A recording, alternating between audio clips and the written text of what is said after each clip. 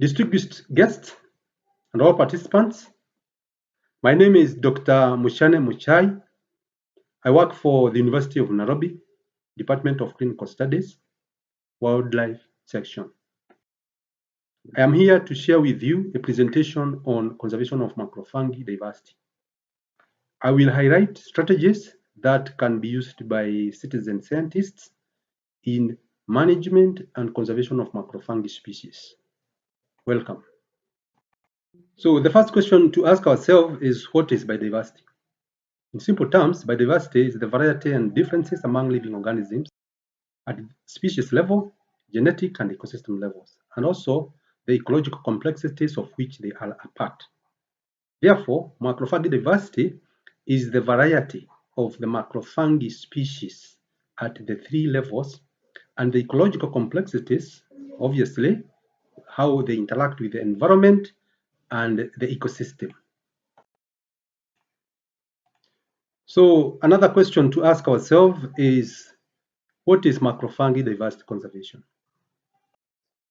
So macrofungi diversity conservation is the practice of protecting and preserving the wealth and the variety of the macrofungi species, and also preserving their habitats, their ecosystems, and also not forgetting the interrelationship between these macrofungi species and the environment in order to keep the ecosystem healthy and functioning. Why should we conserve macrofungi diversity? In addition to decomposing waste, macrofungi provide food, medicine, income, and livelihoods for both urban and rural communities. Yet, despite their critical importance, macrofungi species continues to be under threat. Even as we talk right now, macrofungi species are increasingly vulnerable to the impact of land use, land degradation, ecosystem disturbances, logging and felling of trees, and ecosystem fragmentation, among other vulnerability factors such as climate change. Many biodiversity populations, including mushrooms, are declining due to the loss or reduction of natural habitats in particular. Many farmers have been progressively moving towards cultivation and agriculture. This is drastically changing natural pristine areas. Even the remaining natural habitats are subjected to varying degradation and disturbances, further narrowing the survival of biodiversity and also mushroom biodiversity. Habitat loss and fragmentation are indeed a major causes of macrofungi species extinction. Any activity that intensively removes the woody substrates on which fungi species grow, any activity that will remove the forest florita, or that will remove the shrub host with which the species is associated, or any activity that might remove or lead to destruction of the fungal organisms, or that might lead to the removal of the host species, or significantly modify the microclimate at the macrofungi species site will negatively affect the macrofungi species.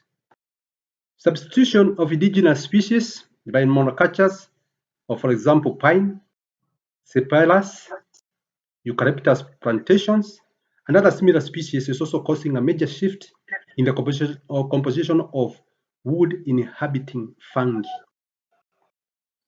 Macrofungi are also vulnerable to unsustainable utilization. All these threat factors are worsened by climate change. Let us look at macrofungi conservation objectives.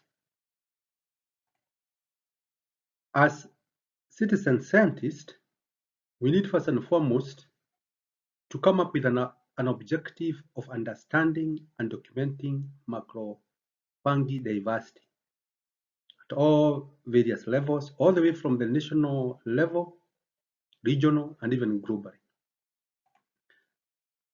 In order for us to have a clear objective of conserving our macrofungi diversity, because we need to know where and which and what are these macrofungi species. The other very important objective that we are also going to look at is using macrofungi diversity sustainably, because if we do not use them sustainably, then they will continue declining at an alarming rate and they will not be able to survive. Another objective is policy advocacy, promoting education and awareness, especially about macrofungi diversity, and lastly, making sure that we can be able to build up capacity, especially for our key stakeholders for macrofungi conservation. But what are the conservation strategies for macrofungi species? We have two basic approaches to macrofungi conservation, and these include, first and foremost, in situ conservation, which I'm going to explain later, and also ex situ conservation, again, which we are going to look and see later. In situ conservation means conservation of species in its natural ecosystem or semi-natural ecosystem. Some of these natural and semi-natural ecosystems include forest reserves, national parks, conservancies, road reserves, sanctuaries, biosphere reserves, ranches, and all sites that are designated for active long-term conservation of species. So let us look at some of the macrofungi conservation tools that are available for our citizen scientists. So the first important one is to make sure that we are able to increase the amount of coarse dead wood that is left in the forest to decay or in the grassland or in the various habitats. So, but in most cases, this is very important for the wood inhabiting fungi. So we should make sure that we allow enough coarse dead wood to be left in the forest to decay. The other one is the retention of trees in managed forest. So trees or the tree group should be let to grow to maximum age, and again to be allowed to undergo subsequent decay right in the forest without being corrected. In the grassland species will benefit a lot if we allow continued grazing, that is moderate grazing, and absence of fertilization in old grassland. There are those areas that have reduced nitrogen emission, especially in areas with predominantly nutrient-poor soils. Habitats like grassland, for example. So again, for this kind of species that are associated with the nitrogen poor soils, then we should at least try to make sure that there is reduced nitrogen emission. So we have said that species action plan is very key in conservation of macrofungi. So let us look at some of these species approaches. So the first thing you must do is to make sure that you can be able to describe or the description of the habitat for each of the species in concern or that you are concerned with. And this should include its distribution and also its general habitat and a host or substrates, for example. There is also need to look at some of the listed species among the macrofungi, and especially globally, regionally, and even at local scale. So that once you understand the description of the habitat for each of the species and its distribution and the habitat that it requires, then it is now possible to go to the next step. And the next step is what we are calling the species action plan. So species action plan should be for a selected threatened species, not for everyone. So a particular layer or very important or very endangered threatened species of macrofungi. And then under this, you also need to analyze the status of that particular macrofungi species so that you can be able now to lay down the species action plan for this particular species, which again should be monitored within what we call the species monitoring. So you monitor again at very specific scale and also at a broad scale. So you have both monitoring at the species or detailed species monitoring, and also broad scale the species monitoring. We need also to understand the habitat approaches to conserving macrofungi species. So the first thing we need to do is to come up with macrofungi species that can be used as indicators of variable habitats. So we need indicators for woodland, for example, indicators of grassland habitats, indicators of macrofungi species in forested areas, indicators of macrofungi species, especially again in wetland and any other ecosystem, both terrestrial and aquatic ecosystem. Once we do this, then the next step is to gather knowledge of the extent and quality of now the available habitat types that are important for macrofungi. Again, like I've just said, all the way from terrestrial, the various terrestrial habitats, forest, woodland, savanna, grassland, for example. And then also understand the extent and quality of these habitats. Based on this information, it is then possible for us to go the next stage of identifying and conserving those important macrofungi areas. I'm calling them IFAs, the important fungi areas. We know that once you understand these important macrofungi areas, then you can develop management plans for them, for these sites, to ensure that these important macrofungi areas are developed.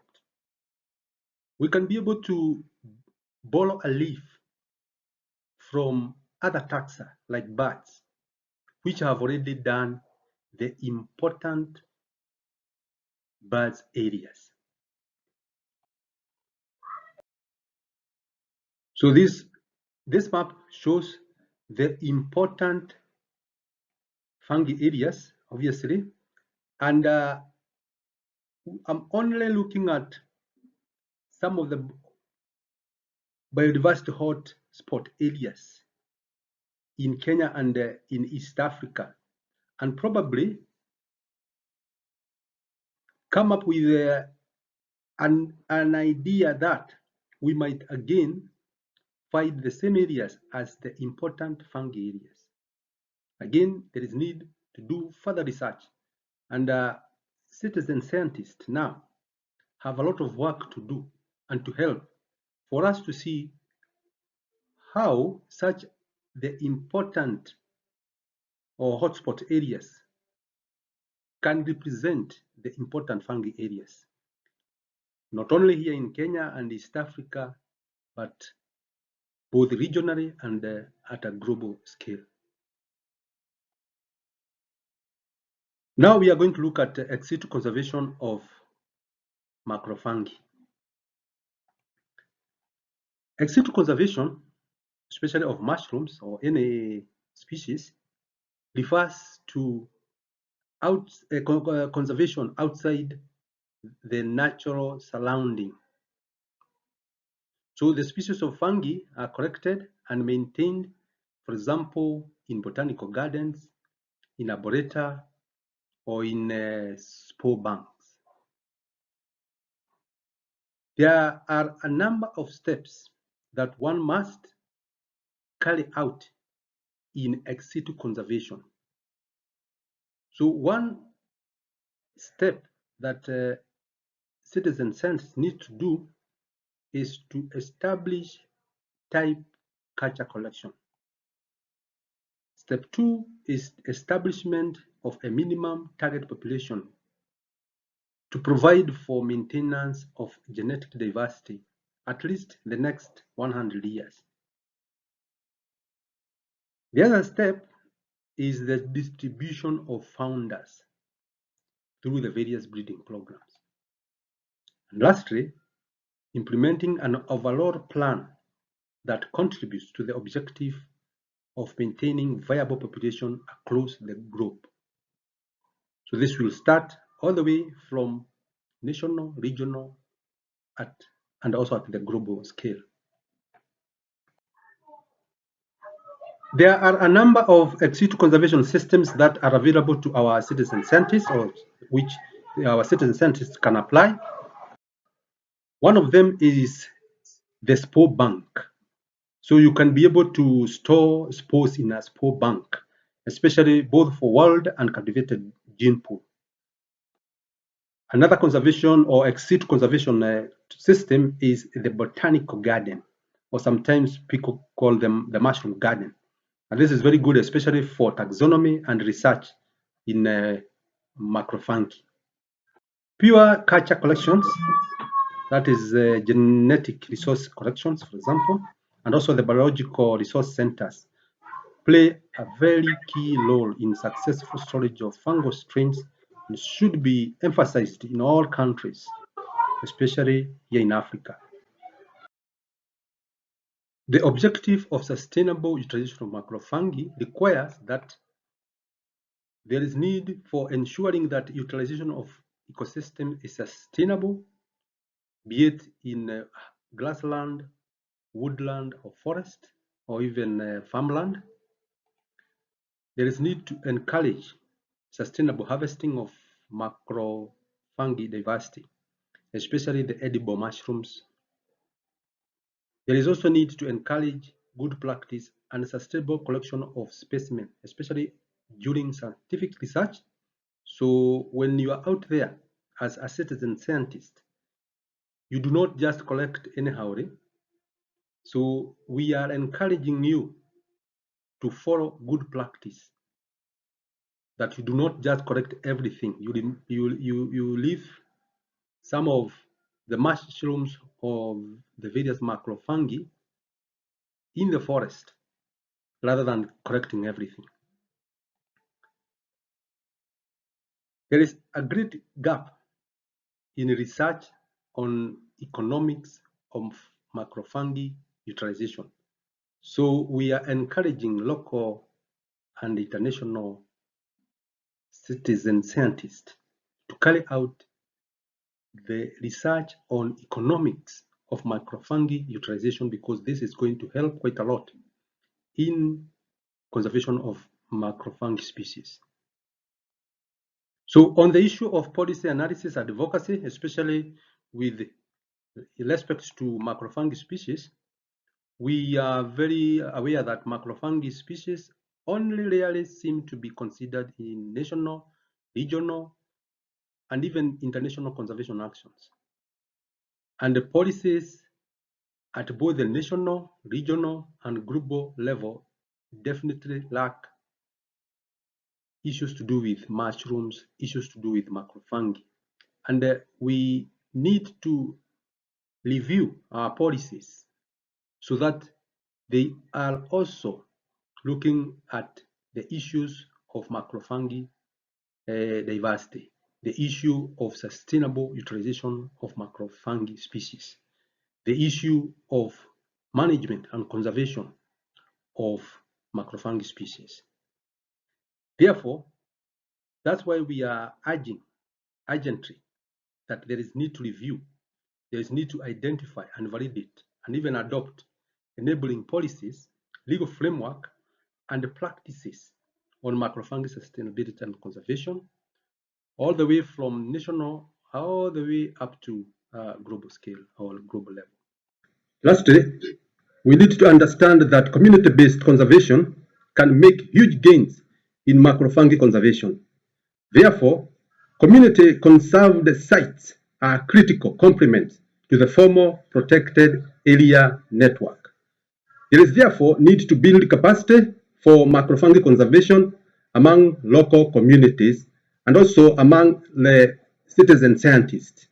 We should also promote education and awareness about fungal diversity. And lastly, we need to establish all the competencies required in all stakeholders to carry out or facilitate macrofungi conservation. Thank you for listening and be blessed.